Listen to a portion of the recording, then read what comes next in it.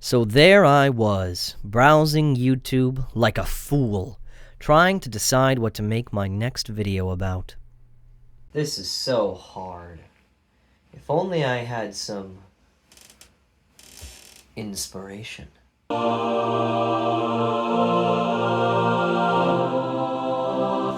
God, it's beautiful. Hello everybody, I am the one and only David of David's Davids, and today we're going to be making something a little different. Now, in the past, I've made a few different types of content, but today, I'm going to be making content about making content.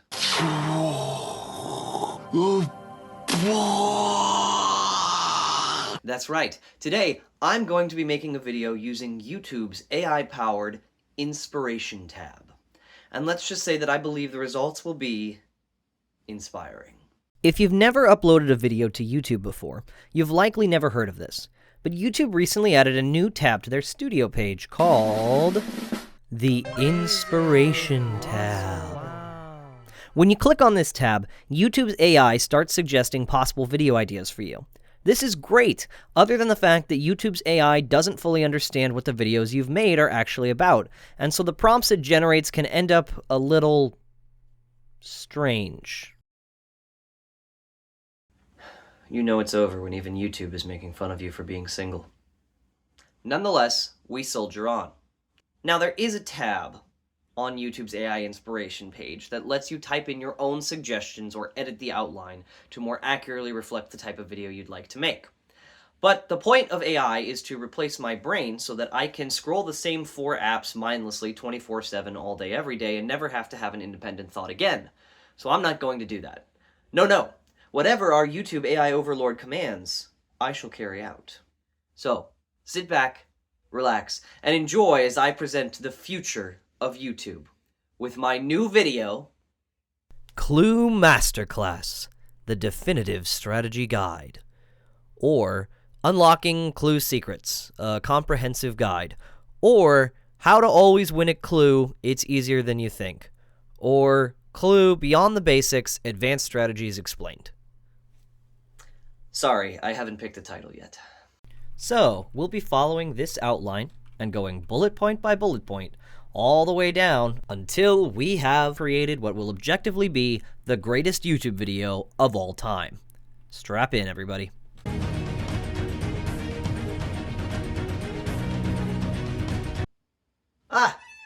Welcome back, viewers. Today's topic is the ultimate guide to Clue strategy.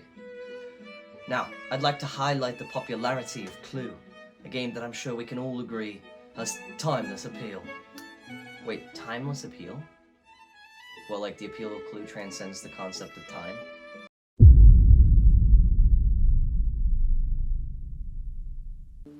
Me mother is dying of the Black Plague. Son, I'm sorry, but your mother, she's gone. It's over. No. I'm so sorry, son. I'm so sorry. Anyway, do you want to play some Clue? Oh, yeah, for sure, let's do it. I call Professor Plum. Now, I'd like to briefly explain the game's rules and mechanics. So, bear with me if you will.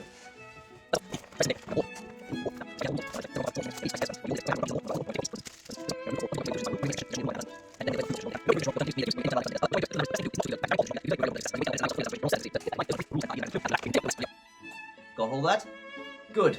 Let's move on to the rest of the video.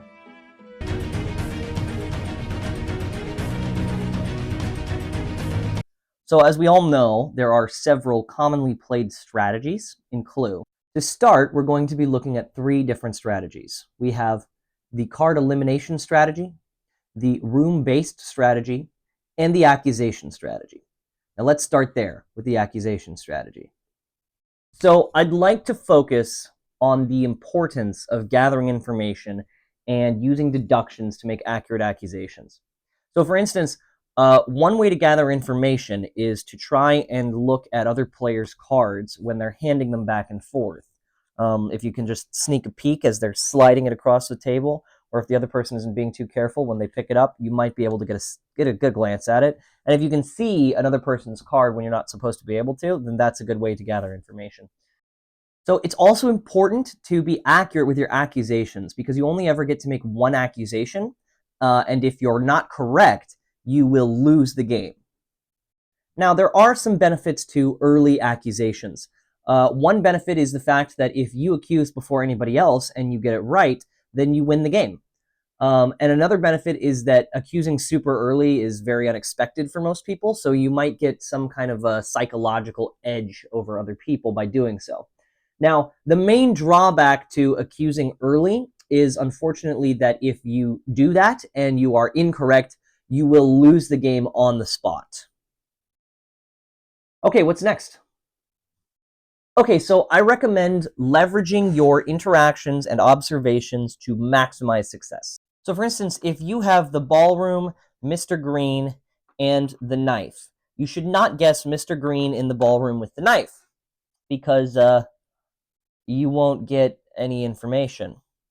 Although maybe that will confuse people, because they'll believe that you figured something out, when in reality you figured nothing out. Yeah, hope that helps. All right, we're going to move on to the room-based strategy. So the first point I want to touch on with the room-based strategy is that it's actually very important to move your piece around the board and to enter different rooms. And the main reason that's important is that if you don't do that, if you don't move your character around the board and into rooms, you actually can't guess. And so that makes it a lot harder to win the game. Being unable to guess is just a big hindrance to figuring out the correct answers. Also, I find that rolling higher numbers tends to be much more effective than rolling lower numbers. The lower numbers do not move you nearly as fast. Higher numbers will get you around the board in a much more reasonable amount of time. Okay, so you can use the room cards to your advantage. For instance, if you have a room, let's say I have the ballroom, you don't have to go to that room and guess in the room to find out if it is the room or not, because you already have the card. So one way to actually maximize your chances of winning is to deal yourself all room cards, and then you'll have a big head start on which rooms it is not. Also, it is never the billiard room, not ever the billiard room. So write that one down, it's important.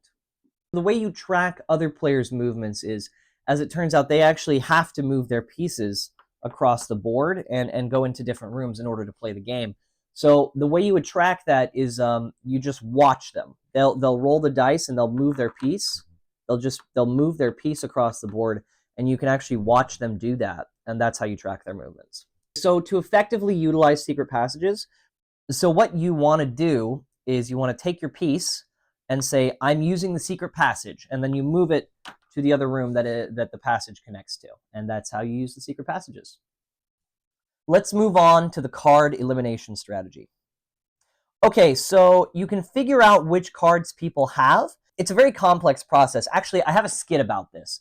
I think it'll shed a lot of light on it. I'll link that in the description.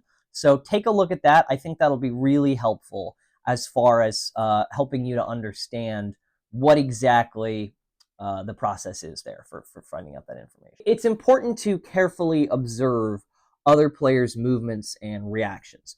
Let's say you hand someone a card, and when that happens, another player says, the hall, I know you handed him the hall because I have the rope. And then they hold up the rope card and they start waving it around. In that instance, you could deduce, based on just the reaction, that they might have a weapon and possibly even the rope.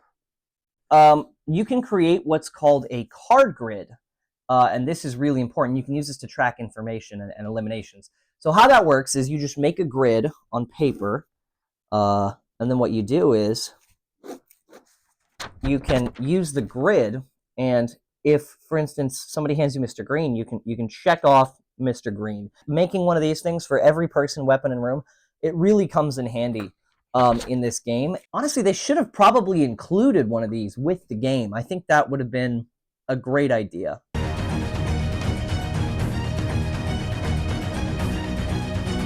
Obviously, those other strategies were great. Obviously, they're very effective. But apparently they aren't the best strategies for winning. These next 3 strategies we're about to talk about, these are actually the best strategies for winning. And that's going to be the character-based strategy, the teamwork strategy, and the hidden strategy. Ooh, what's that one about? So to start, we're going to look at the unique abilities and strengths of each character. So we'll start with Mr. Green.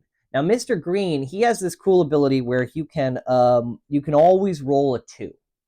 So what that means is, let's say you are 2 spots outside of like the billiard room, and you're worried that if you roll the dice, it's a 2, right? But you're worried you might roll a 1. Instead of rolling the dice, you can say, I'm going to roll a 2. You can do that, and then you can always have that 2. So Mr. Green can always roll a 2. So that's pretty cool. Miss White. So Miss White can do a pretty cool thing. She can activate stealth mode. So the way that works is you can declare that you're going stealth mode, and then you put Mrs. White in your pocket, just like that. And now nobody can guess Mrs. White because she's not on the board. She's stealth mode. Nobody can find her. Now, the downside to going stealth mode with Mrs. White is that your turn actually does get skipped. When you're in stealth mode, you can't guess or move at all. The good news is that after 2 turns in stealth mode, you can reappear. You can deactivate stealth mode, and you can teleport to any room on the board. Okay, let's talk Miss Scarlet. So Miss Scarlet, this is a good one. Miss Scarlet can actually bleed out and die at any point during the game. So what you do is, at the beginning of your turn, if you're playing Mrs. Scarlet, then you just say, I've been stabbed! And then she dies. She bleeds out and dies. And at that point, anybody who's holding Miss Scarlet in their hand has to take the card out of their hand and put it face up on the board for everyone to see. There is a small issue with her skill, though, which is that if Miss Scarlet is the murderer and her card is inside the case file, then in that situation, you do get soft locked out of winning the game. So that can annoy people if that happens, so you got to watch out for that one. Professor Plum. Professor Plum can actually roll 2 dice at once, and then what you do is you subtract the lower number from the higher number, and that's how many spaces you move. So for instance, I rolled a 6 and a 5, so I would move 1 space. Now, the main issues with this ability is that you can never roll 6, and if your numbers are equal, if you were to roll, say, 2 6s, for instance, then you don't get to move at all. Actually, you get to move 0 spaces, which is a little bit unfortunate. Colonel Mustard, this is one of my favorites. Colonel Mustard can use his special ability, which is called Deluge of Mustard. And what that is he fills the kitchen and the dining room, both of these 2 rooms, he fills them with mustard. And then nobody can go in these rooms for 5 turns because they're both full of mustard. So you can't enter them, you can't guess in them, they're filled with mustard. But Mrs. White actually does counter his ability because she's the maid. So Mrs. White can actually go in the kitchen and the dining room, and she has to stay in the kitchen and dining room for the next 5 turns because she's cleaning up all the mustard. Last but not least, we have Mrs. Peacock. Mrs. Peacock can use her peacock vision to see the 3 cards inside the confidential case file. So that's pretty cool. That's not a bad one. My best tip for utilizing each character's strengths is that you should probably just play as Mrs. Peacock and then use the Peacock Vision turn 1, see the 3 cards, and then you win. All right, so now we're going to talk about the teamwork strategy. So you're actually not going to want to share information with other players. As it turns out, you're not working with the other players. You're competing against them and trying to beat them. You don't want to share information with other players. Your strongest strategy would be to not share information. So trust and communication are really important in achieving a shared goal. But again, in Clue, there is no shared goal because only one person out of the 6, or however many you're playing with, can win the game. So there is no shared goal, there is no trust, there is no communication. You don't want to trust the other players, they're trying to beat you, and you don't want to communicate with them. Well, okay, no, you can talk to the other players at the table, just not about the game as much. If you see a trap, like for instance, say someone says, hey man, nice job hiding the revolver card this whole time, then you don't want to respond and fall into the trap and say, thanks, it's been really tough to keep people from seeing the revolver card. More often than not, it's going to backfire. So the way you avoid revealing too much information is that you don't reveal any information at all unless you have to, and maybe not even that. In conclusion, I'm not going to lie, I don't love the teamwork strategy, but objectively speaking, it is one of the best strategies for winning. So what do I know? Okay, so now we're going to talk about the hidden strategy. Ooh, right, it's hidden. There's actually these things called deception and misdirection. So the way deception works is basically the idea is that you can lie to people. You can tell them things that are not true. So like you could try and skip someone's turn entirely. And then if they go, hey, wait a minute, it's my turn. And you go, no, it's not your turn. You just took your turn, right? Gaslight them a little bit, convince them they're losing their mind. Just be like, no, you just had your turn. Remember, you were in this room. You suggested this person, even if that's not true at all. So that's deception, right? Misdirection, that can be a little more subtle. So maybe the way you misdirect somebody is you make it seem like you know something you don't actually know. So like if someone guesses the rope, you could say something like, that might help you a lot guessing the rope, when in reality, you have no idea if it would help them at all. So let's say you're holding the kitchen card and somebody says, I think it was Mrs. White in the kitchen with the rope. Then you could go, yeah, I can't see any reason I would disagree with that. And then that might convince them to vote and accuse, even though you know they would be wrong because you have the kitchen card. On the same line, just continuing with that, you can use like really subtle cues and actions to mislead your opponents. So let's say, for instance, you're in the library and you roll a 3 and you wanted to go to the billiard room the whole time, but you want to misdirect your opponents a little, right? With some subtle cues. What you can do is you can go, oh man, I really wanted to go to the study, but I can't. Guess I'll just have to go to the billiard room. So what you can do there is just very subtly, you can mislead people into thinking you wanted to go to the study, when in reality, you wanted to go to the billiard room the whole time. Oh, also a good way to confuse people, I recommend randomly laughing to yourself. Just sit there, stare at the board for a second, and then go,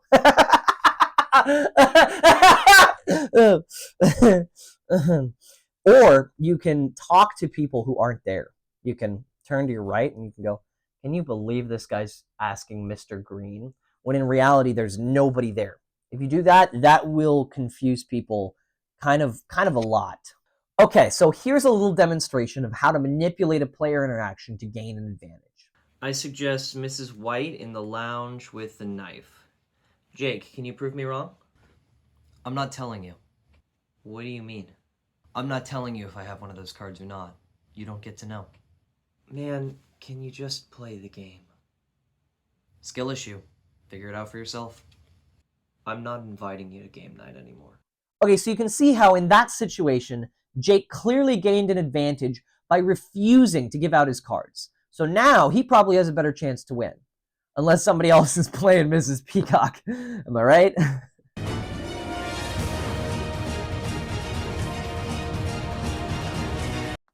Okay, just to recap and wrap everything up, the key strategies are to play as Mrs. Peacock, don't engage in teamwork, and pretty much just play as Mrs. Peacock, and she basically always wins.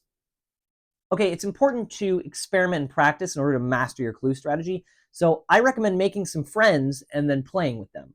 Now, I'm still working on that particular step, so I don't have any specific advice, but definitely you do want to have friends to play the game with.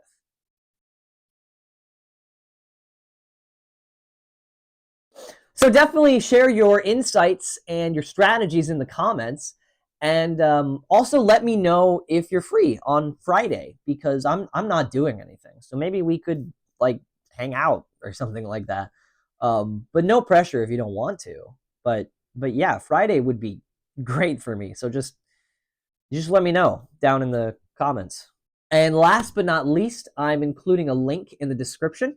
It's a link to a free clue strategy guide, and you can read that. Or, oh no, wait, hold on.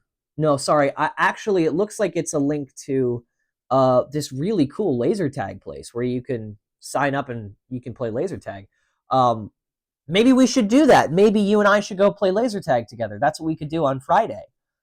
Wow, that's so convenient. That link is right in the description. So if you sign up, maybe you can maybe we can play together. Okay, so definitely check out that link for the laser tag place. And I really hope you enjoyed my video, Unlocking Clue Masterclass, How to Always Win Beyond the Basics Guide Explained. Gone wrong.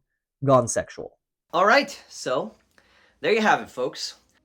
I have just made an entire video using only the AI-inspired guidance of the YouTube Studios Inspiration tab.